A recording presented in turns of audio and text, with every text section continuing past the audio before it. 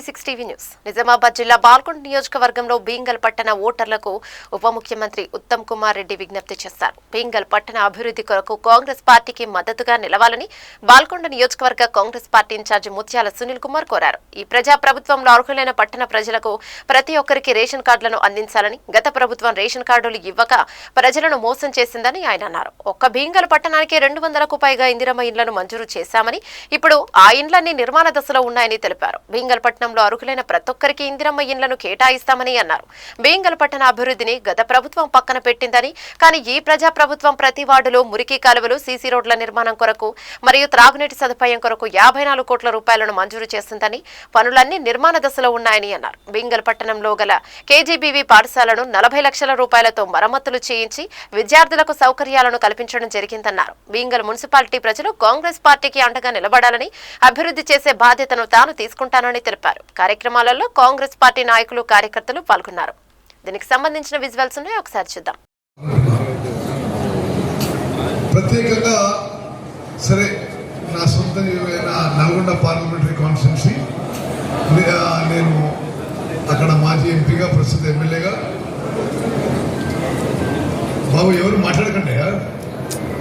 సరే అక్కడ ఎక్స్-ఎంపీగా, అక్కడ ప్రస్తుత ఎమ్మెల్యేగా, అదేవిధంగా నల్గొండ నిజామాబాద్ పార్లమెంటరీ కాన్స్టిట్యున్సీలో ఉన్న కార్పొరేషన్ కానీ, మున్సిపాలిటీలు కానీ పార్టీ పక్షాన నాకు ఇన్ఛార్జ్ ఇవ్వడం జరిగింది.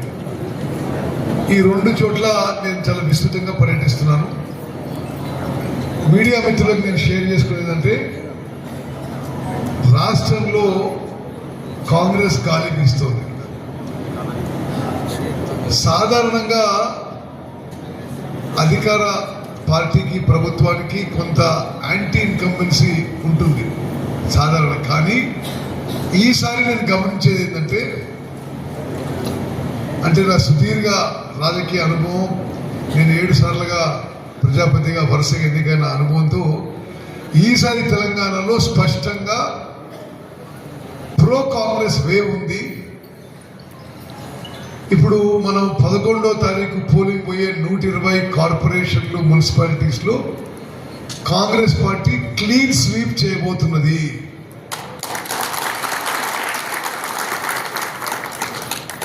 రాష్ట్ర వ్యాప్తంగా 2 ఏళ్ల కాంగ్రెస్ ప్రభుత్వంపై ప్రజల్లో ఒక చాలా పాజిటివ్ అట్మాస్ఫియర్, ఒక పాజిటివ్ వైబ్ స్పష్టంగా అవపడుతున్నాయి.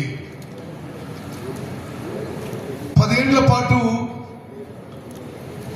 ప్రజాస్వామ్యం నలిపివేయబడ్డ తెలంగాణలో ఈరోజు ప్రజలు పూర్తిగా ఒక స్వేచ్ఛా వాయువులుగా జీవిస్తూ, అదేవిధంగా అభివృద్ధి, సంక్షేమ ఫలాలపై కూడా పూర్తి సంతృప్తి వ్యక్తం చేస్తున్నారు.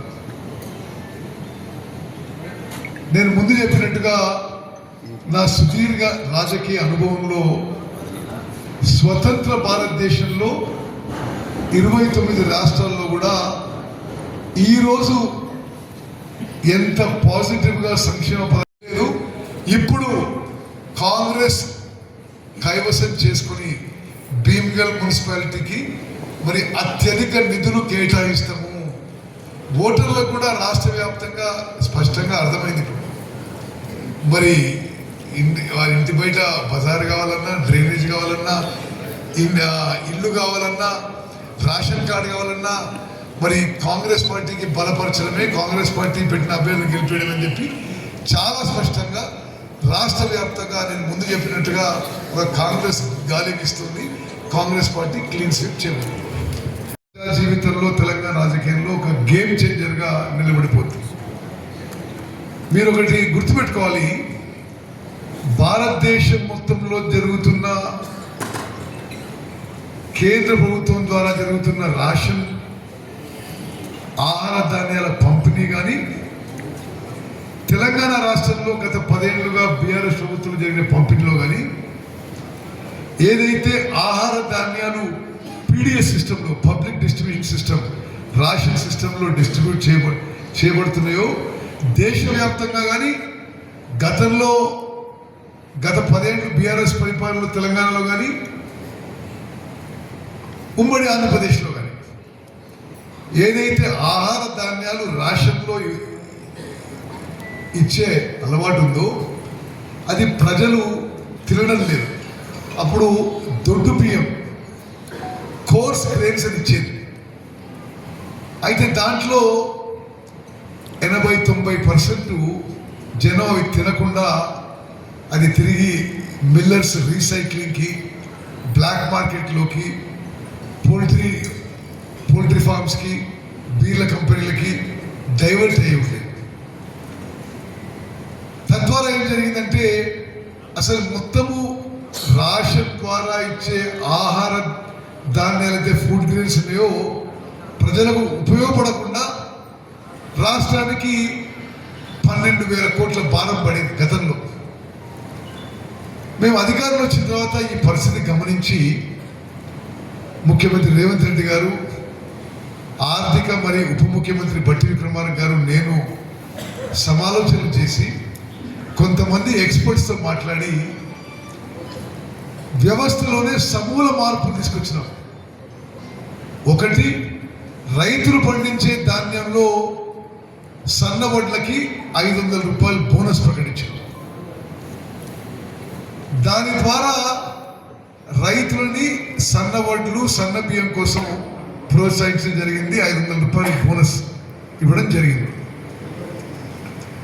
మన రాష్ట్రంలో పండించిన వడ్లని రాష్ట్ర ప్రభుత్వం 500 రూపాయలు కొనుగోలు, 500 బోనస్ ఇచ్చి కొనుగోలు చేసి మన రాష్ట్రంలోనే మిల్లర్లకి కస్టమ్ మిల్లింగ్ ఇచ్చి మన మిల్లులో కూడా మరి సరి అయిన యాక్టివిటీ క్రియేట్ చేసి ఆ బియ్యాన్ని ఈరోజు రాష్ట్రంలో 3,17,00,000 మందికి 3,17,00,000 మంది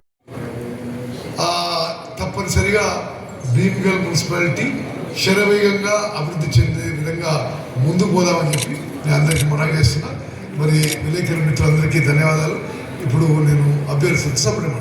ఇవి బులెటిన్ అప్డేట్స్. మరిన్ని అప్డేట్స్ కై చూస్తూనే ఉండండి ఈ 6 టీవీ న్యూస్.